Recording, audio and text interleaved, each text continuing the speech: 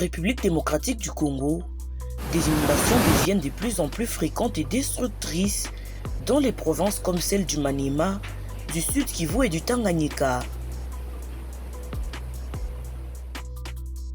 Voilà pourquoi CAFOD, avec l'appui financier de StatFound, a mandaté l'université de Goma Unigom, en partenariat avec le bureau d'expertise et accompagnement technique BIT, pour développer un outil sous forme de guide pour l'anticipation des inondations pluviales n'étant pas modélisables, en complément au modèle GBA, prédit des inondations pluviales qui sont modélisables.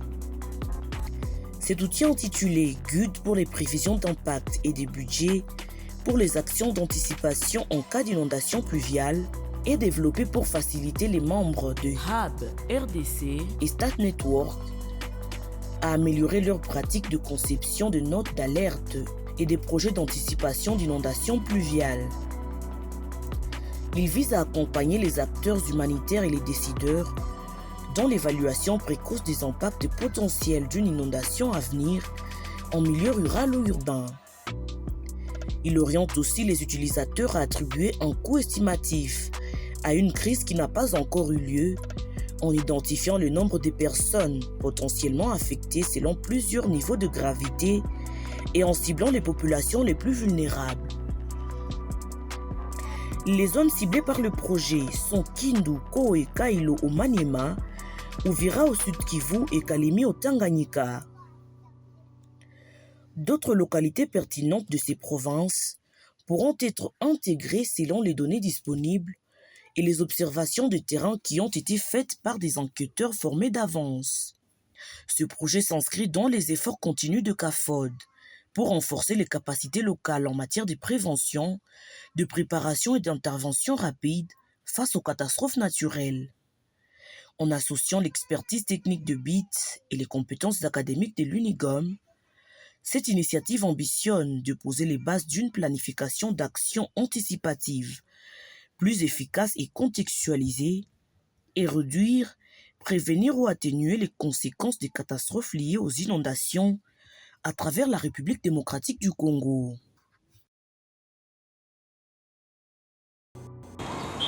De cet atelier, c'est de mettre les participants, les parties prenantes en contact avec les outils que nous avons utilisés pour récolter les données, afin qu'un document, une orientation soit faite pour aider les humanitaires et toute personne de bonne volonté à planifier, à budgétiser l'inondation pluviale. Le message adressé aux autorités ou à d'autres partenaires de mise en œuvre, c'est d'avoir cette sensibilité. Pendant les planifications des projets, pensez à l'inclusion des personnes en situation de handicap. Ça, c'est vraiment le grand message que je partage aux partenaires, mais aussi aux autorités locales. En tant que participant par rapport à cette thématique, moi je crois que c'était une thématique qui était riche en couleurs. Pourquoi? Parce que ça fait partie des faits qui sont saillants, palpables pour le moment, parce que c'est depuis 2021 que nous vivons ce phénomène des inondations. Et à part l'expertise que nous avons, et cet atelier venait encore de nous ajouter un plus sur ce que nous connaissons. C'est pourquoi je dis que, en tout cas, cette thématique était vraiment très riche et ça nous a enrichi vraiment. Ma contribution, vraiment, je veux faire à ce que nous ayons de bonnes données qui permettraient à l'organisation de mettre en place un outil, un guide permettra vraiment de faire des actions d'anticipation des inondations à Uvira.